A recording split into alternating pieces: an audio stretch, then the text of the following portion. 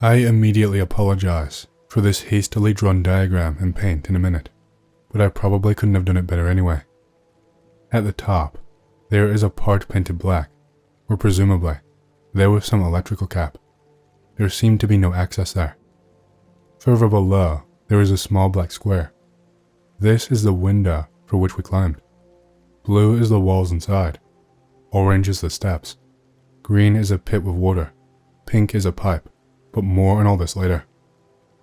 So, now that you can at least imagine this building a little, I'll try and describe our foray into it. When we climbed for the first time, we saw a wall in front of us and a dead end on the left.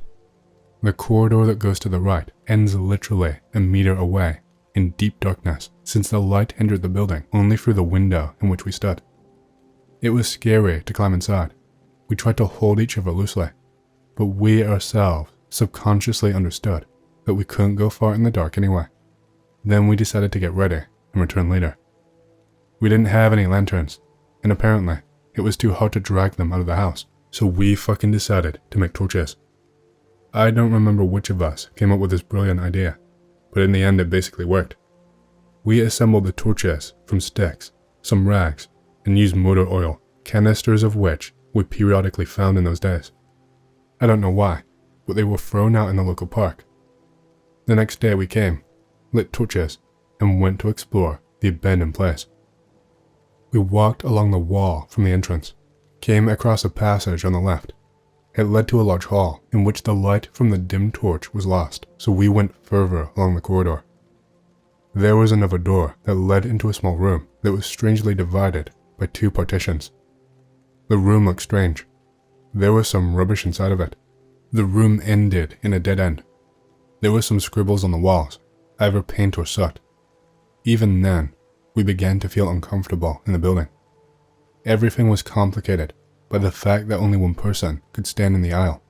Although we were puny boys, therefore, we had to either squeeze further one by one, since no one wanted to go first all the time, or look from behind each other's backs to see something. At the same time, the torches were shining like hell, and they smoked very well, so it was difficult to breathe.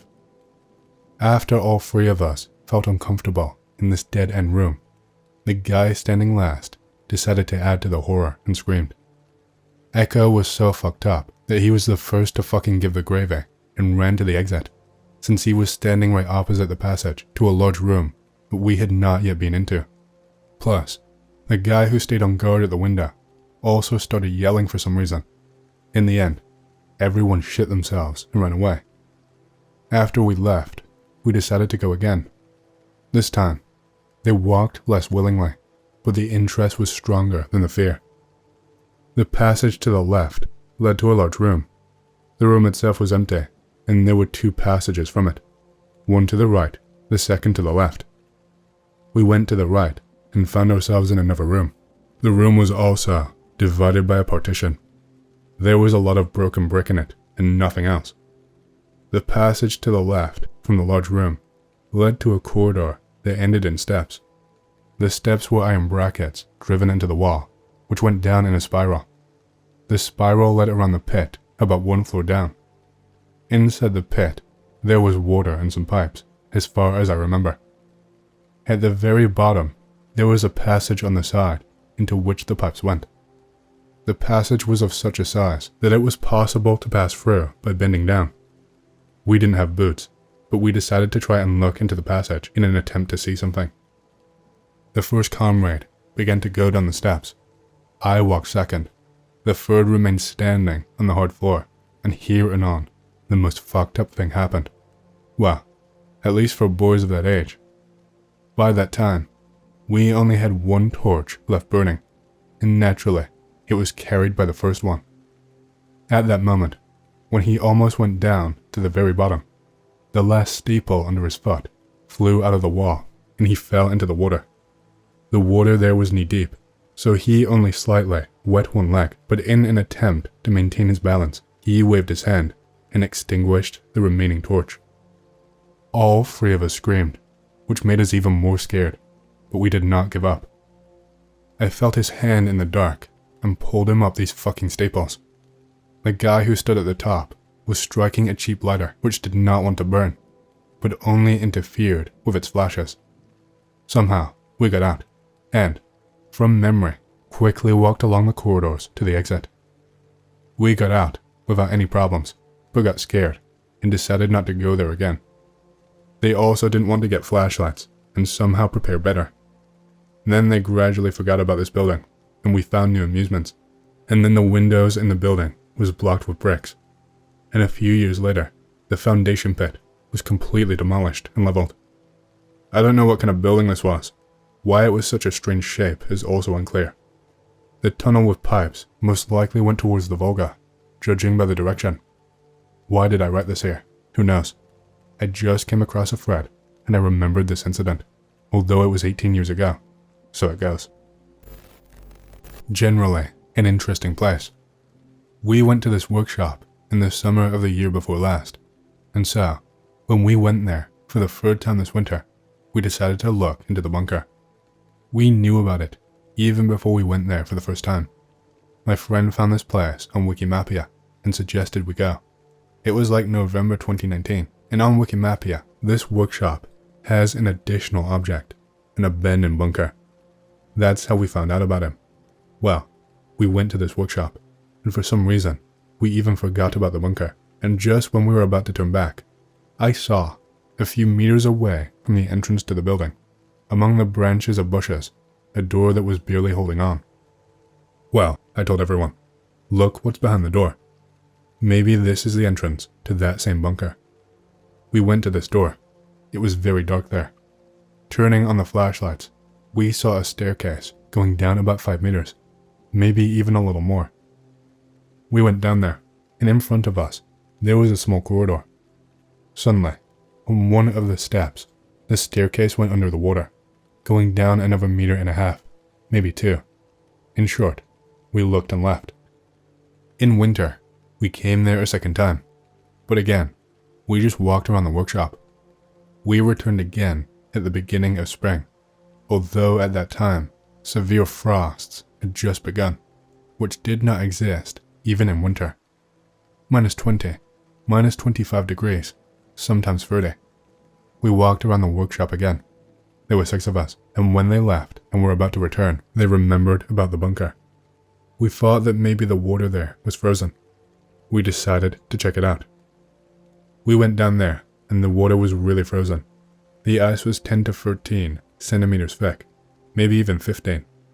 And suddenly, someone decided that why not climb there?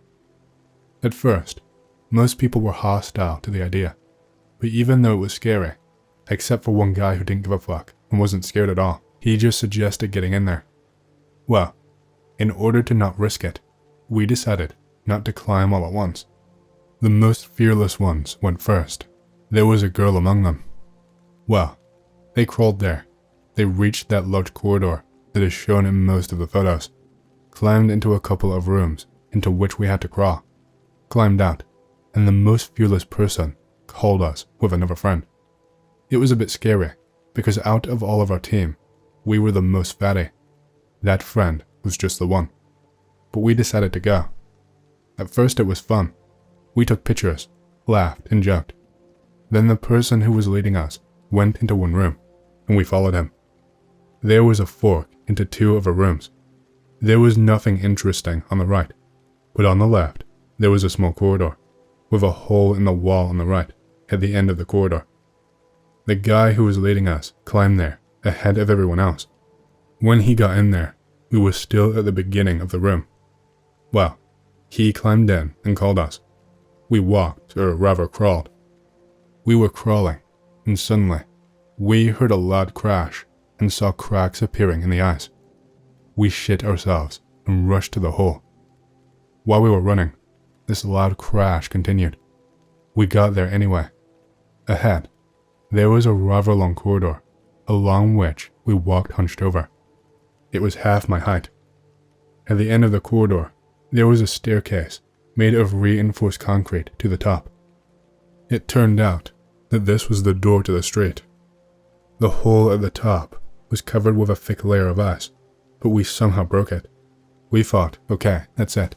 We'll get out now and won't have to climb on thin ice. One person got out, and it turned out that this exit was in a fenced area. It's just that this abandoned workshop was next to a working plant. The exit was fenced with a fence with barbed wire. Well, in this case, we decided to go back across the ice, although it was very dark. We went back down, and the fattest person went forward. By the way, he climbs the stairs on the fourth peak to be safer. Well, he is already about to stand on the ice, throws his leg over the reinforcement in the hole, puts it on the ice, and then the ice breaks. His leg is completely in the water. If it weren't for the reinforcement in the hole, he would have fallen completely. He calls for help.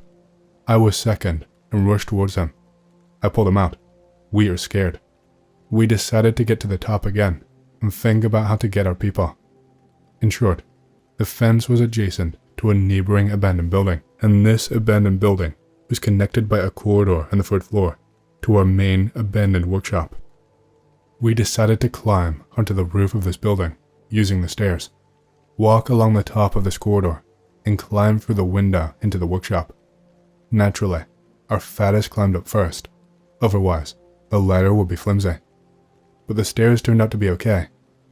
While he was climbing, he was very afraid. He was breathing very loudly. We could hear his excited breathing even when he climbed onto the roof. Well, in general, we all broke through to our guys in this way, and everything ended well. I suggested that everyone go back there and try to draw a map of the bunker. A couple days later, we came here again, drew a crooked map, left, and have not yet returned, but we want to return there again in the winter. There are caves around where I live, southern Illinois. They're mostly small, nothing near the size or majesty of a place like Mammoth Cave. Mostly just a couple big chambers, connected by narrow, contorted passages that you need to crawl and squeeze through. Remember Floyd's tomb in that Ted the Caver story? They're mostly like that, except no one around tries to squeeze their way through them. Usually, you can climb down into collapsed chambers, have a look around, and climb back out. One cool thing is that they're connected to the surface by small vents. On cool spring and fall mornings, there's usually a little bit of air movement, and the moisture-laden cave air condenses out a small plume of fog. One cave around here is different from the usual small caves though. I went on a walkthrough with a Landover and a few other geology nerds one day a few years ago. The guy collects folklore about the caves, mostly the activities of Native Americans. In this area, that would be the Shawnee or the Pawnee, and given that they were never really on good terms with land-grabbing whiteys, I'm not too inclined to believe the stuff he's collected. Nevertheless, it's kind of interesting. The entrance is about 10 by 10 feet in the north-facing side of the hill. The hole opens up into a slightly sunken chamber about 20 feet in diameter. The central 2/3 of the room is filled with a pool of water about 1.5 feet deep. At the back is a jagged hole, big enough for a man to walk into and out of. According to the lore, this was a ritual bathing site, only to be entered after the spring rains had come and mostly gone. Apparently, this was to allow the cave to flush itself out after people went in the year before. Being north-facing and not well lit, people brought their torches in to illuminate the room, but they were never taken further into the cave. This much I can believe. There are soot marks on the ceiling. One curious thing was the little quartz pebbles with a sparkly crust scattered around the room. These appear to have been prayer beads and originate in a single particular sandstone bed that crops out nearby but isn't present here.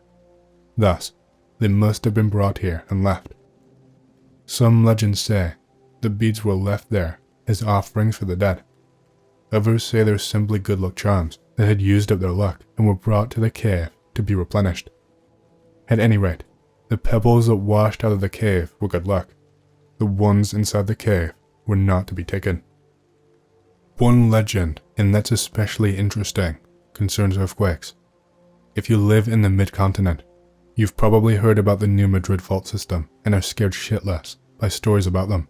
Earthquakes that swallowed houses and towns, that turned the course of the Mississippi backwards for days, that rang church bells as far away as Boston. According to the pseudo-Native American folklore, it seems to have acquired a Christian flavoring in the 200 years since the natives were forced out at gunpoint. Supernatural beings lived under the ground, commuting through the narrow passages to hold dances in the chambers. These dances would cause the earth to tremble when mortal sins were committed, but grew catastrophic when times of great evil walked the land. Some tellings seem to imply that it's Satan dancing for joy. More traditional tellings suggest that it's the underdwellers performing a sort of medicine dance to right wrongs. Tecumseh, the great Shawnee warrior, traveled to the Memphis area in late 1811 to recruit tribes to join his alliance with the British to fight away the encroaching Americans. The tribes declined, believing that they could negotiate with the US. Tecumseh stormed out and told the tribes that they would know when he returned home. He would stomp his feet and the war would begin. Only a few weeks later, the famous New Madrid earthquakes and the ultimately devastating for the Native Americans War of 1812 began. Prior to that, the last earthquakes in the area are thought to have happened 1500 AD. Coincidentally, this was also about the time that the smallpox was making its first pass through the Americas, decimating tribes. So maybe there's some sort of historical origin for the myth, even if we can't track it back too far. Anyway, we are walking deeper and deeper into the cave as he is explaining this, and we get to a room that's not very wide, but rather tall, with some rock shelves sticking out of the wall. He tells us to find a shelf to sit on and turn out our lights and be quiet for a few minutes. Now, if you've ever been in a cave with no lights, you'll realize how well and truly dark it is. Your eyes try to pick out shapes, but there are none. Your smell, your hearing, even your taste become heightened as your brain tries to get its bearings. The first thing you notice is the low groan of the cave and the high trill of the small stream running through. Eventually, you realize there's a pattern to the groan. It slowly comes and goes. You're listening to a breath of sorts of the earth. It sends goosebumps up your back to realize that this is a living, breathing system, controlled even as it is by the atmospheric pressure not far above. Finally, the guy clears his throat and begins telling the story of the night he spent in the cave. He had come down with a couple of friends one clear night in May 2008. A cave is the last place you want to be when it's raining. They had decided to spend the night there, just to see what it was like, and had stopped in this very room because it was the only dry place to lay out a sleeping bag. After a few hours of talking, they turned out their lanterns and went to sleep. A few hours later, he wakes up. The cave is pulsing.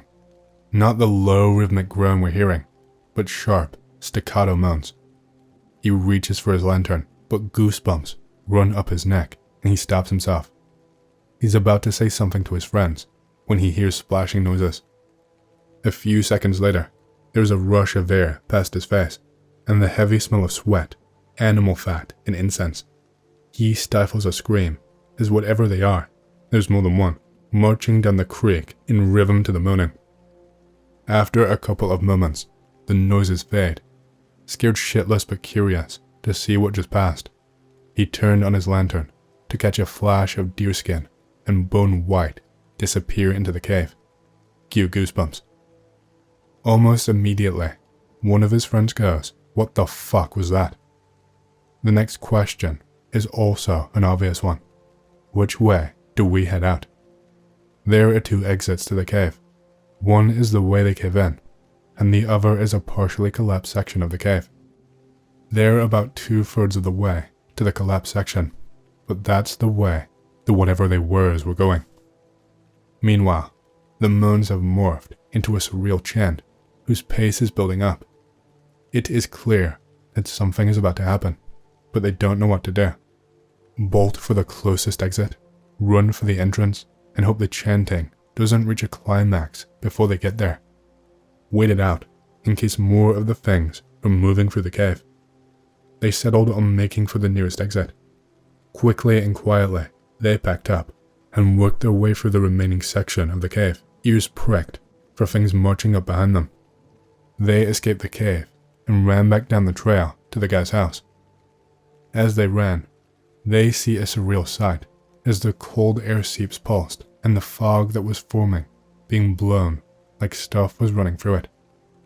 After a few minutes, they made it back to the house. It's about 4 a.m., and dead tired from the ordeal, they crashed on the couch. About an hour and a half later, all three woke up to the rumble of a loud freight train. The house shook for about 10 seconds, then settled again. Earthquake, 5.2 magnitude, about 60 miles away in Mount Carmel, Illinois. They decided to walk up to the cave to check it out once it got brighter. They don't want to go in too far, in case of aftershocks, but check out the pool room.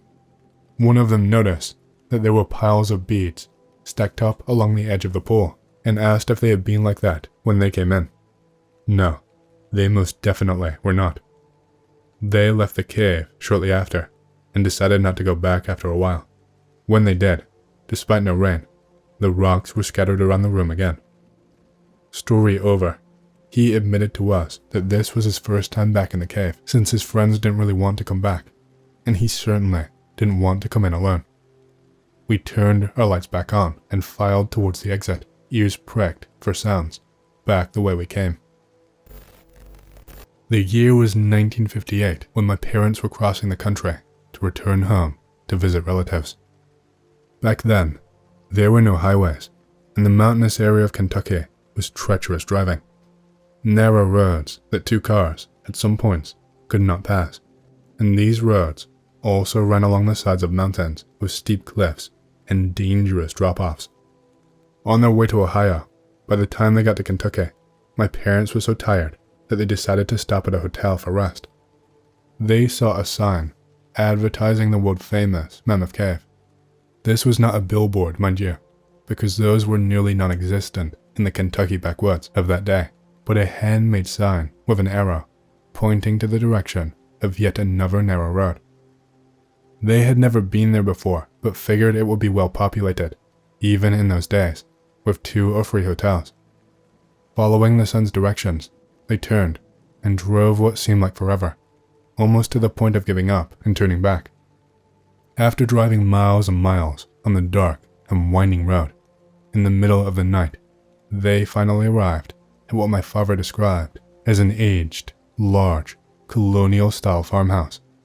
They had not passed a car or house or any sign of civilization for many miles. In front of this huge house, there was a sign, also hand-painted, saying, Mammoth Cave and Hotel. My mother got a terrible feeling and refused to get out of the car. My father was stubborn and decided it had drove too far for nothing and was going to check it out anyway. So scared she was, my mother said that she locked the doors the moment that my father stepped out of the car, even though there were no signs of life or other vehicles anywhere in sight. My father said that the door to the so-called hotel was open, and when he stepped inside, there was a huge hole near the entrance with a velvet rope hanging around it. He said it was near the door, and you had to step around it to keep from falling in. On one side were a bunch of old women in rocking chairs. On the other side, a sign-in desk with a huge book on it. He said it looked like something you would see in a Western movie. He said the old women numbered somewhere between 10 and 12. It was dimly lit by what appeared to be lanterns. There were no other furnishings in the room, only the gaping hole, which went straight down into the earth. He said it seemed to be bottomless, and the cave-like hole eventually fell from view into darkness that seemed hundreds of feet down. He described steps that ran the length of its depth for as far as one could see. One of the old women told him that the hole was to Mammoth Cave, but it was closed, being so late at night. She offered him a room to stay in, and asked him to sign his name in the book. He said he still gets frightened when he recalls the event, and my father is not one to scare easily. He said he had a feeling that if he stayed much longer, he would never leave alive. He also said that the woman started to approach him and he felt he may not have escaped their clutches had he not lied and told them that he was going to the car to get his family. My mother had the car started and door opened by the time he reached it. He said she was terrified, even though she had not entered the farmhouse and saw what he did. To this day, she said she has never felt so scared in all her life. They burned the rubber and got out of there, and did not stop until after daylight, and they found civilization again. As the years passed, our family has gone to the real Mammoth Cave. Nothing like the mysterious event my parents experienced that strange night so long ago. In daylight hours, we've even searched the primitive side roads and found no house similar in design. Once we found a burnt down farmhouse, but there were no visible signs of a gaping hole that led to what seemed the depths of hell. Nearly 50 years later, and we are still looking for answers. In 1980, I was working as a crusher operator at Homestake Uranium Mill in New Mexico. The mill was the oldest mill in the area, and of course, had several fatal accidents over its history. There were several places in that mill that were rumored to be haunted, such as a ghostly maintenance man in the filter building who occasionally fixed things, or allegedly the settling tanks were twice drained when 2 different people swore that they saw someone thrashing in the water where a cleaning man had drowned years earlier. But, lucky me, I work in Crusher Building, which had the most actually feared spot in the mill. The room was called 12 Belt. It was an underground, bare concrete room, about 20 by 30 feet long, whose only feature was a conveyor belt that ran along one of the 30-foot walls, about 5 feet from the wall. It had a chute that dumped ore from the crusher, which sat directly above the room on the main floor. The chute extended from the ceiling to the belt and ran the length of the belt, effectively creating a wall that separated about 5 feet of the room from the rest. You had to walk around the head of the belt to get to the area between the conveyor belt and the wall. The strange thing is that there is no definite story as to who or what lurked in 12 Belt, but unlike the joking and or teasing that accompanied the other hotspots of the mill, people really didn't like 12 Belt.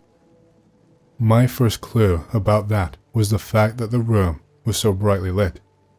In the rest of the mill, about 1/4 to 1/3 of the lights were burnt out, and people only got around to replacing them when it got too dim to work, but never in 12 Belt. As soon as a light burnt out, it was replaced. When I got transferred to Crusher Building from the labor pool, called Bull Gang, I naturally started at the bottom of the pecking order, and naturally, I was assigned 12 Belt as one of the areas I had to clean. At first impression, the only thing of interest was the sound. The crusher on the floor above made this incredibly deep hum that was very loud, but so deep-pitched that you could barely hear it. Other than that, it was bare. A well-lit concrete room. I was only in there 5 minutes though, before I got the most powerful sensation that I was not alone. If you have ever had the sensation that someone was watching you, imagine magnifying that to the sensation that someone was almost standing directly behind you, staring right down your neck. It was that powerful. After spending several minutes constantly looking over my shoulder, my internal radar seemed to locate the presence. I felt that it was on the other side of the belt, in that 5-foot alleyway that was cut off from my vision and the rest of the room. I could also feel it begin to move slowly up the belt towards the head pulley where it could come around and be in the room with me. Again, the sensation was so powerful that even though I was telling myself that I was being silly, I was pacing down the belt with my shovel cocked like a baseball bat. When I reached the head pulley, I screwed up my courage and quickly stepped around the pulley and looked down the alley. There was nothing there. I quickly finished sweeping up and left. This happened almost every 3rd or 4th night for the next month and a half, and I almost considered quitting. Then the crusher operator quit, and I applied for his position and got it, so no more 12 Belt. While I was operator, they decided to just have different people from Bull Gang come work for us to take my place. One of them, a Navajo, quit on the same night he started for us. He just came out to the control room, visibly upset about something, and told me he was going home. That was all. I later found a shovel and broom where he left them in 12 belt, and then came the worst night. God, I have goosebumps on my arms just typing this. The bull gang was short-handed, so each of the rest of the crusher crew had to divvy up jobs that the laborer was supposed to do. I got 12 belt. There was a big storm going on outside, but since we were inside, I barely noticed it. When it came time to clean 12 belt, I just gritted my teeth and resolved to be in and out of there in 50 minutes time. So I went down there and started sweeping. I was somewhere in the middle of the room when lightning must have hit a transformer and the power went out. Remember, this room is underground, so suddenly I was in absolute blackness and had no idea which way I had been facing. Worse, I suddenly felt the presence even stronger than it had been before. All I could do was feel around with my broom until it struck something solid. When it did, I followed it until I felt that I was up against the chute in the belt. The bad part was that I could feel it was on the other side of the chute and starting to walk up the belt again towards the head pulley. I paced it about what I felt was halfway up the belt and blindly took an angle across the room to where the stairs would be. When I bumped into the corner of the room, I was momentarily confused, and for a second had the unnerving thought that the stairs were gone. But then I realized I must have walked under them. The problem was that for the first time, I felt it finally reach the end of the belt and come around the head pulley for the very first time. It was now in the room with me. Naturally, I was telling myself the whole time to stop letting my imagination make things worse and to just step forward a couple of paces, take 5 paces to my left where the stairs had to be. I was about halfway through this process when something clapped onto my shoulder. The only way to describe that kind of fear is to say it felt like my spine had disintegrated in an electric explosion. I don't even remember how I found the stairs and got to the main floor. I don't remember if I screamed. My coworker Louis will never forget though how I ran his rear end completely over when he stepped into the door of the building to yell for me and find out where I was. Even when I finally stopped, it took me several minutes to collect my mind enough to talk coherently. In the end, it was noticed that there was a huge dust smear on my shoulder and theorized that what probably happened was that dust had caked up on the damp ceiling caused by the rain and part had fallen off and hit me in the darkness. It is a plausible theory because I had swept up several dust cakes earlier, but I never set foot in 12 belt again. About 2 months later, the mill had a big layoff, which I was part of, so it never became an issue.